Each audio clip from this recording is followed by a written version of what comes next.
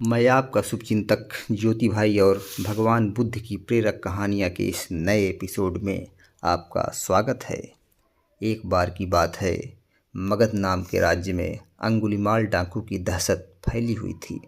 वह लोगों को लूटता था और फिर उनको मार देता था।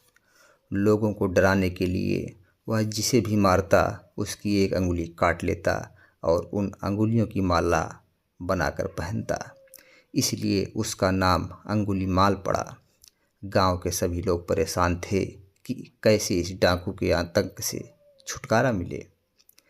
एक दिन गौतम बुद्ध उस गांव में आए। गांव के लोग उनकी आवभगत करने लगे। गौतम बुद्ध ने देखा कि गांव के लोगों में किसी बात को लेकर दहशत फैली है। तब गौतम बुद्ध ने गांव वालों से इसका कारण पूछा। ये सुनते ही गांव वालों ने अंगुलीमाल के आतंक का पूरा किस्सा उन्हें सुनाया। अगले ही दिन गौतम बुद्ध जंगल की तरफ निकल गए। गांव वालों ने उन्हें बहुत रोका पर वो नहीं माने।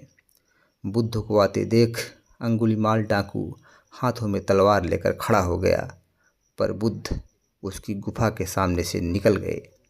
उन्होंने पलट कर भी नहीं देखा। अंगुलीमाल डाकू उनके पीछे दौड़ा, पर दिव्य प्रभाव के कारण वो बुद्ध को पकड़ नहीं पा रहा था। थक हार कर उसने कहा, रुको। बुद्ध रुक गए और मुस्कुराकर बोले, मैं तो कब का रुक गया, पर तुम कब ये हिंसा रोकोगे? अंगुलीमाल ने कहा, सन्यासी, तुम्हें मुझसे डर नहीं लगता?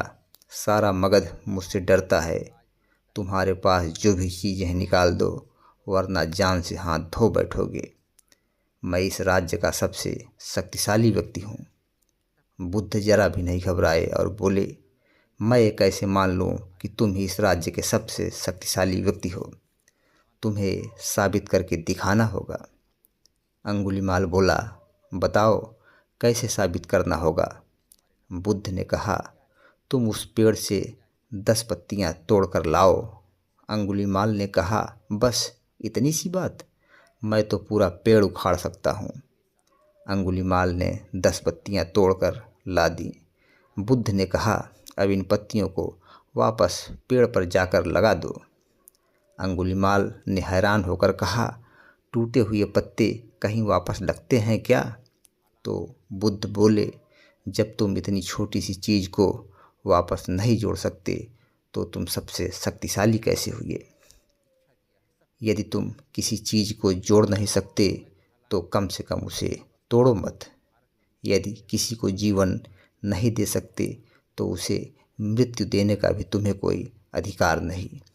ये सुनकर अंगुलीमाल को अपनी गलती का एहसास हो गया और वह बुद्ध का शिष्य बन गया और उसी गांव में रहकर लोगों की सेवा करने लगा। आगे चलकर यही अंगुलीमाल बहुत बड़ा सन्यासी बना और अहिंसका के नाम से प्रसिद्ध हुआ। धन्यवाद।